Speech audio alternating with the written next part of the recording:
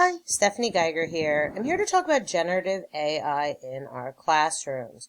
So when we hear about artificial intelligence, sometimes that can become a little scary because we know that we want to instill intelligence in our students and not allow them to lean on this artificial tool. But I want to let you know that I found that using AI for teaching makes my tasks faster, gives me ideas, helps me revamp any lessons or projects that I have to meet my new standards. It's given me the opportunity to give students individualized feedback on their work.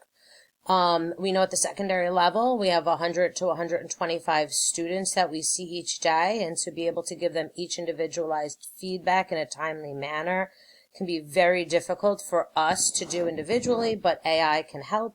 And it can actually also foster student independence by showing them how to use AI. So I think a really good entry point for students to use AI is using image generation. So I wanted to create an image for this presentation where there was a fork in the road, and I needed to decide if I was going to use AI or not. So you'll notice that in my first image, I wrote a fork in the road, and there I am, a woman who somewhat looks like me, generated by AI with a literal fork in the road. You'll notice that I changed the language to make it a little bit more specific and said that the road was going in two directions, and there was a sign. Now, you'll notice that AI has a hard time understanding that there's a sign. I'm kind of holding the sign. But in the third one, I was able to get a little bit more specific and say a road sign that reads no AI. Now this road sign just says AI. It didn't listen fully to the prompt. But the idea here is getting students excited about AI, but also helping students to develop their language, and using specific language. So for example, instead of saying a real girl, saying a photograph of a girl. Things like that, where students are able to hone their skills, use descriptive language, use specific content in order to get the image that they are looking for. So that's just a little example. I used image generation this year with my students on a project and helped them to develop which questions they should ask to get the image they were thinking about. So it was an interesting conversation and allowed them to really reinforce the vocabulary that I was teaching. So here's just a few AI resources. I'm using Canva right now, and that's where I got those images from. Canva has great image generation. ChatGPT, Adobe, Schoology, it has its own embedded AI that I beta tested this year with my students and was able to use that on specific assignments, and that's cool because you can add standards in. Diffit is great for teachers. If you haven't checked it out, I highly recommend it. And then we're going to take a little deep dive into School AI right now. School AI has tons and tons of tools that teachers might find useful. It also has a student side. So that's what I'm going to show you right now. Hi, it's Stephanie Geiger here. I am here to share with you a new tool that we're hoping we will have access to in the future called School AI. Now, School AI is a generative AI. It's using ChatGPT in the background, but it's customized for teachers. So there's some really cool tools that exist within School AI. So all of those tasks that you need to get done as a teacher, but take a long time and take a lot of our mental load, School AI can do for us. So there's tons of different tools. I highly recommend taking a look at the ones that you think you'll be using. The last thing I'm going to show you is about these activities, and I'm going to create a specific AI space for my students that they can use, communicate with the AI. So this would be a student use of AI. And the great thing about School AI is that it allows you to see what the student is doing. So I'll show you how that works. All right, so I entered a few things into the fields. This comes from this lesson plan, which is a portable cooling device. The children build a prototype.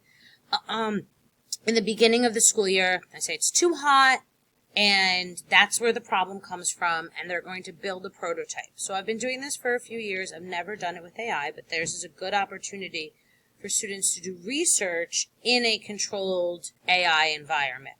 So I entered some of the information, including by the conclusion of this project, students will be able to, statements. I'm going to go ahead and add my standards right now. I'm going to search for heat. And you'll notice that it's not showing my thing, so I'm going to search for energy. There we go. All right, so this design, build, and refine a device that works with given constraints to convert one form of energy to another form of energy. That is the main standard that I would like to hit. That's why I created the project. All right, so now that I have all my standards chosen, I generated a cover photo with AI. If you don't like it, you can always regenerate it, and it will create a cute little cover photo based on your description. I also added for the student description how I would explain this to the students. And I put hi kids because I always say that to my students. So there's my little cover photo there. I actually like the other one better.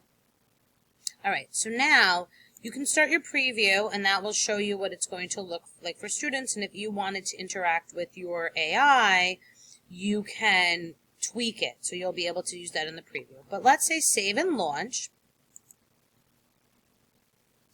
And it will give you this URL and also a QR code. I'm going to copy that. All right, and I pasted that into a new tab. So now here I am, and I'm going to go ahead and put my name as Steph G. You'll notice that it is not taking student data in order to do this. So I would teach your students how to use their first name and first initial in order to do this.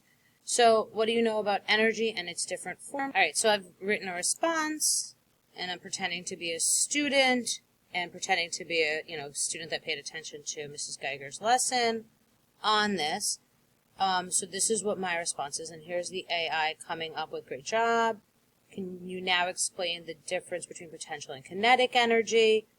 So the goal here is that this AI is not going to just give students answers, but instead prompt them with a series of questions that helps them solve these problems.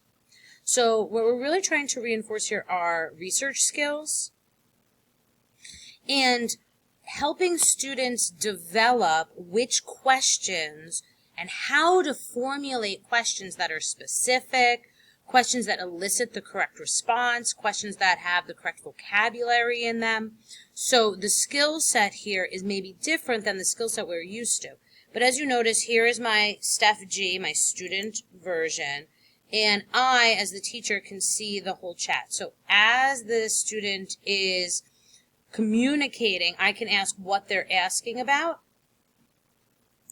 And again, our goal here is we know students are using AI. We know that they are using it in order to get information, but the idea that we can teach them how to use AI in a productive way and structure our lessons so that they have access to AI, but we also have access to how they're using that AI. And that's School AI. If you have any questions on School AI, feel free to email me.